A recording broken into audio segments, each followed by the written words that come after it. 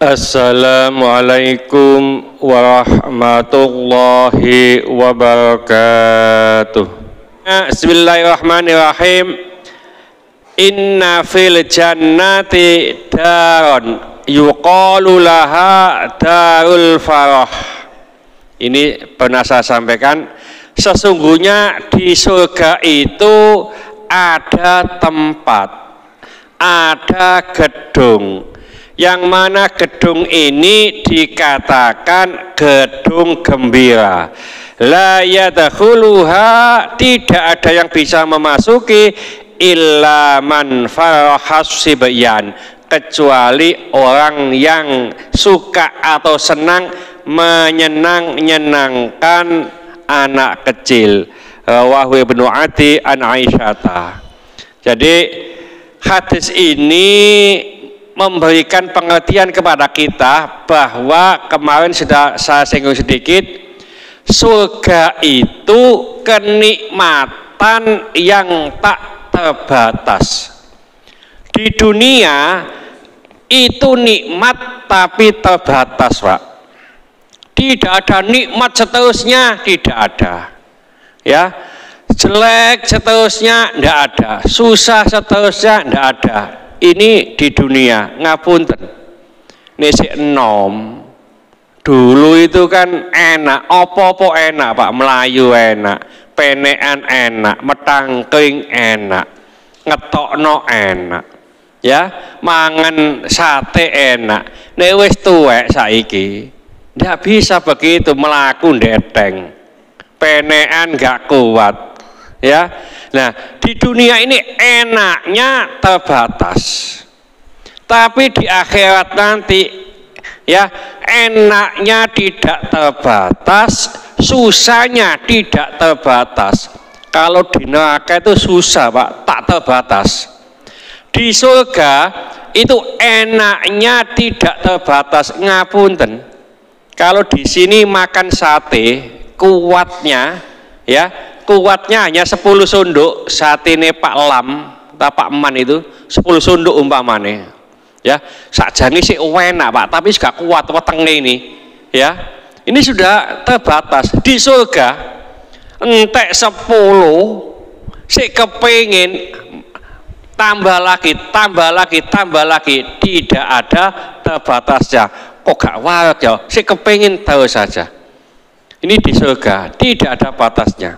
Nah, di surga itu tempat yang paling enak, tapi ada tempat yang paling enak lagi, yaitu Darul Farah, gedung gembira, tempat wisatanya orang ahli surga. Kalau kita di sini kan wis seneng, Pak. Umpamanya diajak ke Jatim Park 2, Jatim Park 3, apa maneh ngapunten RT 33 iku lho, kene iki wis seneng. Si atik mbolang maneh, nek senengan maneh ndok kono ya. Jadi ada tempat untuk bersenang-senang di surga itu, namanya Darul Farah. Nah, tidak semua penghuni surga ini bisa masuk Darul Farah, kecuali orang-orang yang dapat menyenangkan anak kecil. Wah, iku kecil wae diseweneng ya, Pak. Ya. Nah, umpamanya anak kecil, kalau kita bawa permen, kasih permen. Ya. Jadi umpamanya ada anak kecil, yo ojo dimarahi dulu, ya. Nah, umpamanya diarahkan. Memang cilik yo koyo ngono ya, Pak. Ya. Biyen awak dhewe ku ya kaya ngono wae. Ya. Jadi anak kecil itu nawakal, tapi Pak nawakal nemen ya nemen panjene.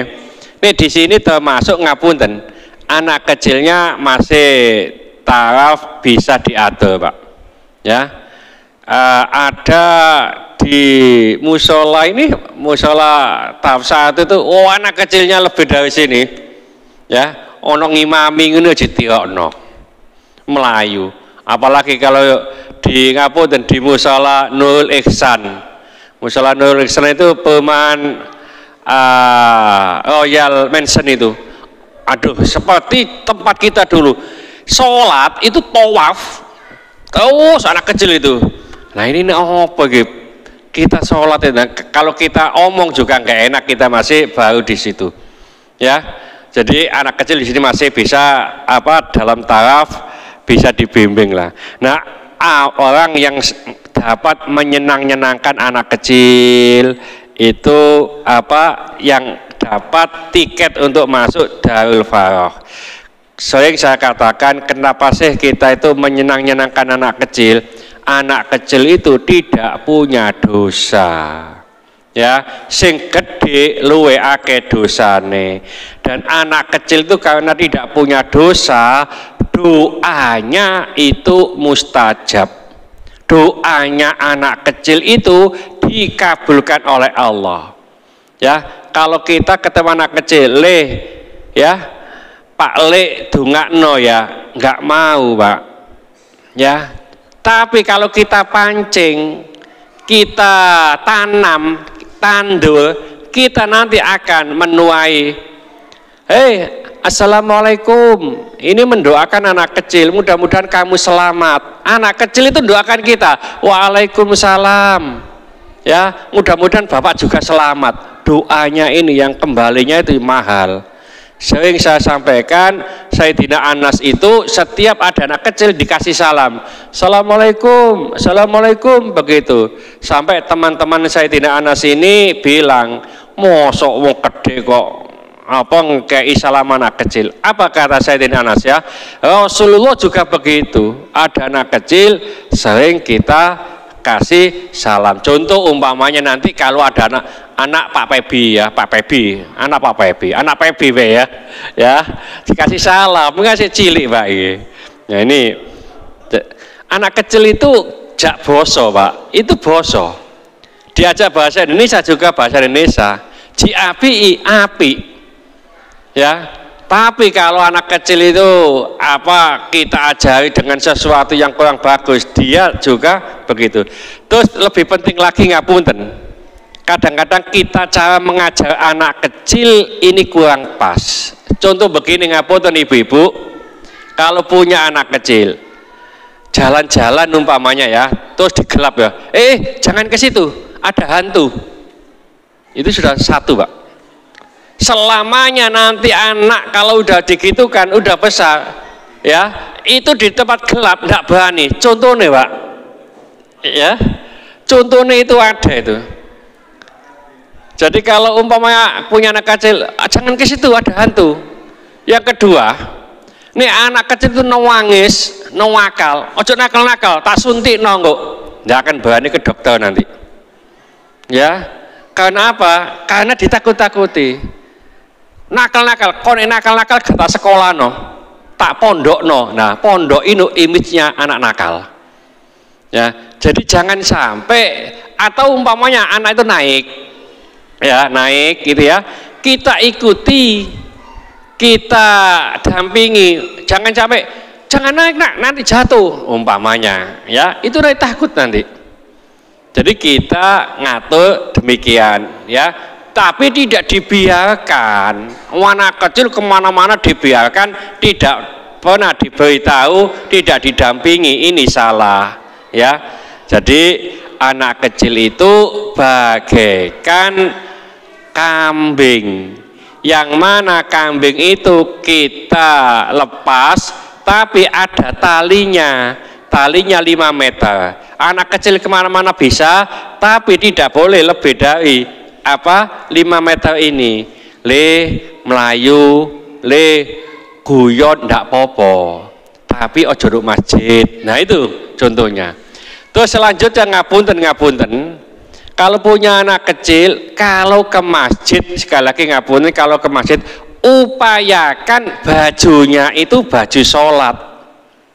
Jadi kita teliti, kemana nak? Ke masjid. Loh kok kaosan, kok celonoan ngono wae? Karena apa? Image-nya dia itu antara di masjid sama di lapangan sama.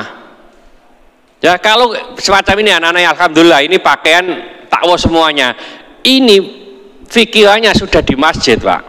Ya, tapi coba nanti kalau umpamanya kaos oblong ya, terus celonoan, nggak pakai kopiah, ini nanti seakan-akan antara di masjid sama di lapangan ini sama ya. Jadi mari kita senang-senangkan anak kecil ya. Mudah-mudahan sedikit ini dibarengi hidayah oleh Allah Subhanahu wa taala. Mudah-mudahan segala hajat kita dikabulkan Allah, segala kesulitan kita dibantu oleh Allah. Mudah-mudahan anak-anak kita menjadi anak soleh solehah, taat kepada Allah, patuh dan nurut kepada kedua orang tua. Dalam kasih keturunan, mudah-mudahan Allah berikan keturunan soleh solehah.